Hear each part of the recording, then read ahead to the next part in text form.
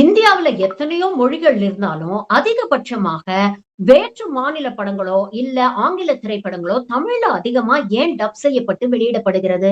இத ரொம்ப தெளிவாக பேசியிருக்கிறாரு நெறியாளர் தமிழரசன் அவர்கள்.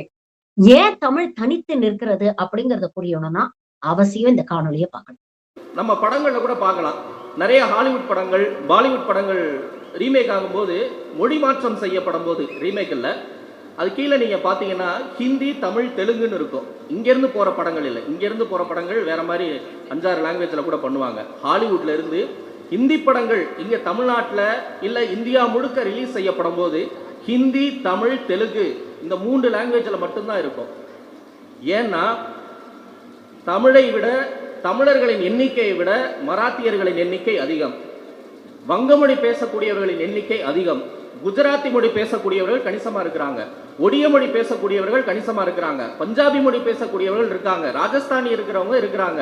இப்படி பல மொழிகள் பேசக்கூடியவர்கள் இருந்தாலும் அவர்களிடம் எல்லாம் ஹிந்தி போய் சேர்ந்து விட்டது. அதனால அவர்களுக்கு மார்க்கெட் இல்லை. நமக்கு ஹிந்தி இன்னும் வந்து சேரலை, நம்ம சேர விடலை. வேணும்னா போய் படிச்சுக்கலாம். நமக்குன்னு ஒரு தனித்தன்மை தமிழ்நாட்டில் உருவாக்கி வச்சிருக்கிறதுனால தான் நமக்குன்னு ஒரு வேல்யூ, நமக்குன்னு ஒரு மார்க்கெட் இருக்கு. என்ன மொழி மாற்றம் செய்தாலும் இங்கே வந்து அவங்க தமிழில் தான் விற்க முடியும், அந்த பண்டத்தை விற்க முடியும் அப்படிங்கிற ஒரு காரணம் நம்ம அந்த தனித்தன்மையை காப்பாற்றி வச்சிட்டு இருக்கிறதுனால தான்.